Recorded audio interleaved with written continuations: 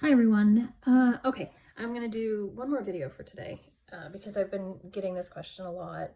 It's actually one of the most popular questions that I get with regard to kids. And that is, how do I talk to kids about these difficult things?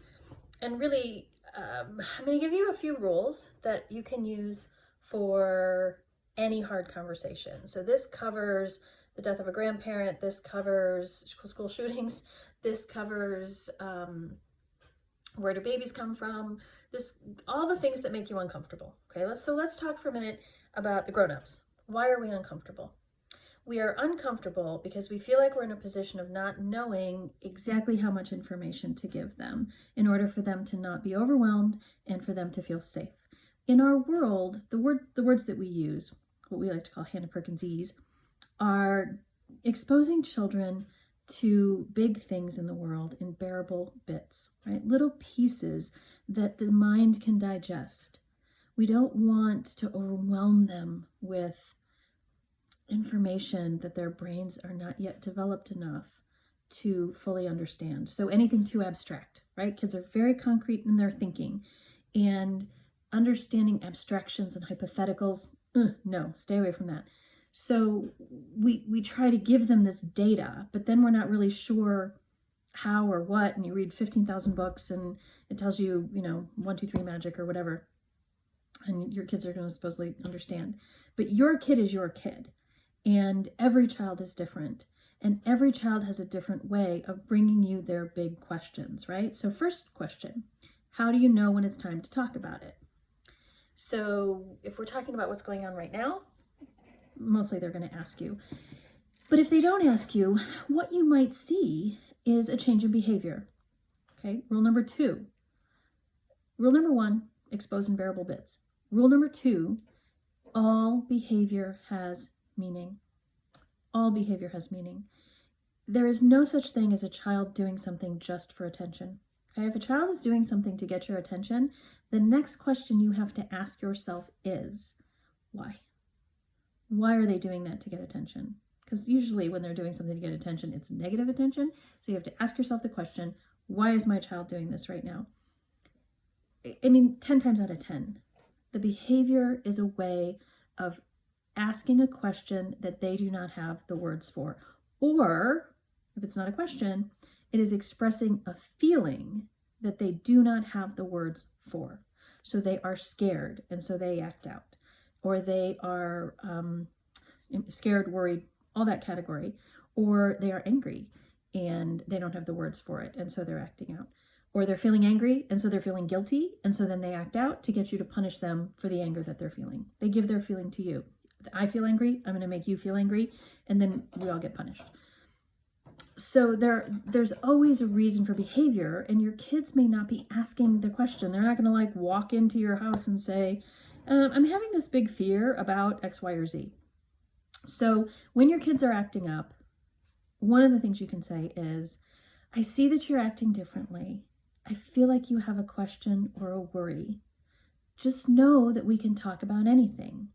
Now, that's a big question. That's like maybe a 6 or 7-year-old question. If it's younger than that, or if you have a kid who's not maybe very good at responding like that, sometimes you have to assume the feeling.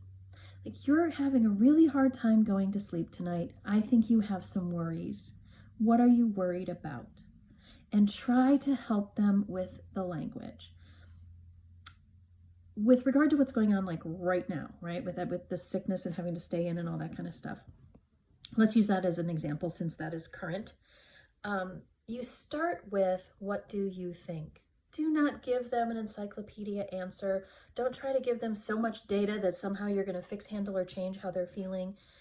Give them the opportunity to find the words for what they're feeling. What are your biggest worries? What are you afraid is going to happen? What have your thoughts been? And sometimes it'll just come out then. It'll come out in the form of, I'm afraid you're going to die. Or Susie from school said everybody's going to be dead by 2021. They've heard something. Or they've seen it on the internet. Or you think they're off playing someplace and you're watching the news, but no, not really. They hear everything. If you're in the phone in the front seat of your car and they're in the back seat watching, their iPad or something, they're still hearing you. They're still hearing everything you're saying. Just know that. You don't have any private phone calls. You are not watching the news and they're distracted by something else. That's just not what's happening. They are processing bits and pieces of it as best they can in the background, and it will come out. Usually in some sort of cognitive distorted way, because they're little. They don't think abstractly, they think concretely, and so they will try to understand things as best they can from their limited experience, and they will come up with some whoppers. So the first thing you want to do is ask them what they think. What do you think is going to happen with the virus? Or, where do you think babies come from? Like, the whole thing is always, what do you think? And then you have a place to start. You fix their misconceptions. You correct any errors in their thinking, and you offer reassurance that the grown-ups have things under control.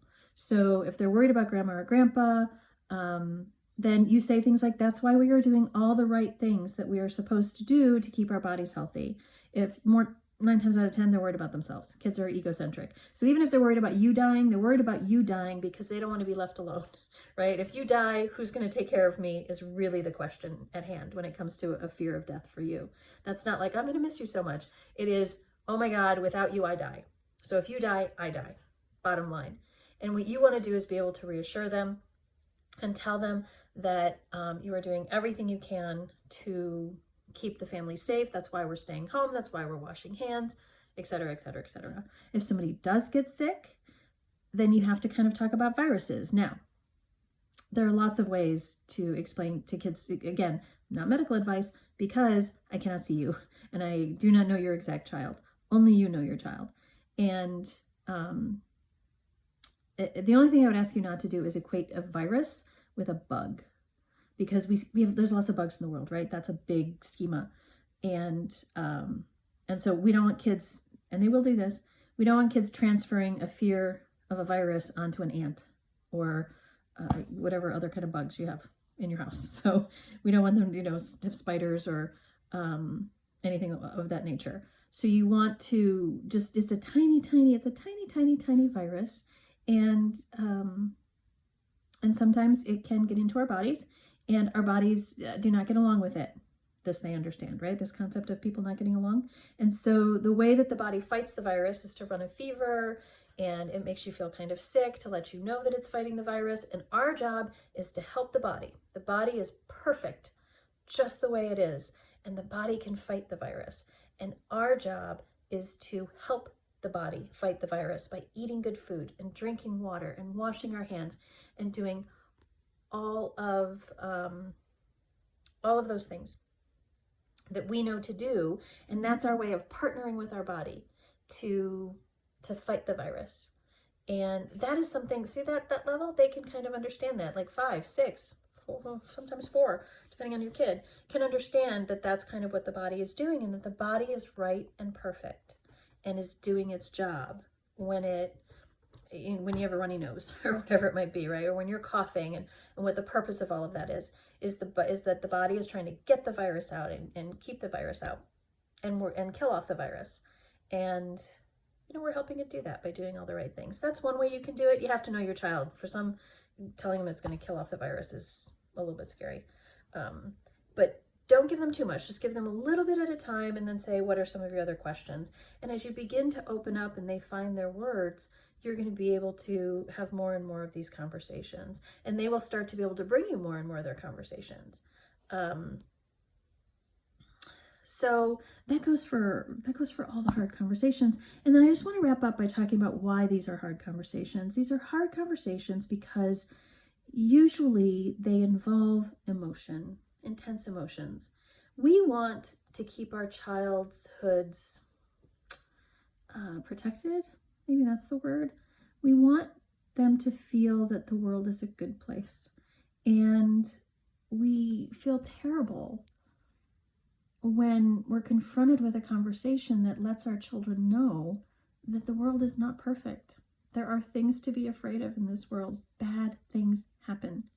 And we hate that. It's painful for us when we experience that with our children, that bad things happen. Somebody is going to get sick. And one of the ways that we get kids prepared for that in bearable bits, like I said before, is to have other conversations along the way, right? So we plant plants and we have the cycle of life that we experience through a seed that grows and then it bears fruit and it has its season and then it dies. Or you get them those little fish from carnivals and things that last 2.5 minutes and then they feel sad and then we flush them down the toilet or whatever we do. Or maybe they have gerbils, anything with a short lifespan. And so that's sort of the life cycle piece of things. And then in addition to that, we have ways of preparing them to handle difficult emotion and disappointing emotion in the fact that we don't always say yes to everything they want and they don't always win. When you allow a child to have a difficult emotion, what you are telling them is, you can handle this. If you have to step in and make your child happy all the time, you are doing them a disservice because you are not letting them know that you believe they can handle a big feeling. They can be so mad and it's okay. Your relationship will survive really big mads. Or they can be so sad and so disappointed and they are going to survive. They are going to feel better soon. Yeah? Never tell a child they're fine. That's one of my rules too. Next rule. Never tell a child they're fine, right? If your child is crying, they are not fine. They are scared, they are worried, they are whatever. When you say you're fine, you're fine, you're fine, when they're screaming and crying, you're going to get nowhere because they're not fine. That's a lie. That is that's not meeting them where they are. It's easier to say to them, it is so hard to feel this way. It is so hard to be this angry at me. It is so hard to be this disappointed in the fact that you lost. It is so hard to have to stop when you don't want to. It is so hard to hear things you don't want to hear. It's so hard to be this worried. Those are truths. That's empathizing and understanding your child's feeling. And then what you say is, and it will pass, and I will help you, and you will be okay. Yeah, not right now, but you will be okay. And this is something that you can handle. And I believe in you. And all of those things that make a child feel good inside and that they are going to get through this. Again, I can't offer medical advice because I cannot see you and I cannot see your child. Only you know your child. If you have specific questions, feel free to put them in the comments and I will try to get to them. But even better, if you have a child who's really, really struggling, please let me say this every time on every video, reach out to a child psychologist. We are not just there to fix what's broken. We are there to meet with parents and answer questions specifically for your child. You can call and do a consultation and we are happy to help you whenever we can. And we don't always necessarily have to see your child or you have to have a diagnosis or whatever it might be. You can have questions about child development and we are out there ready and super happy anytime anybody asks us to talk about it.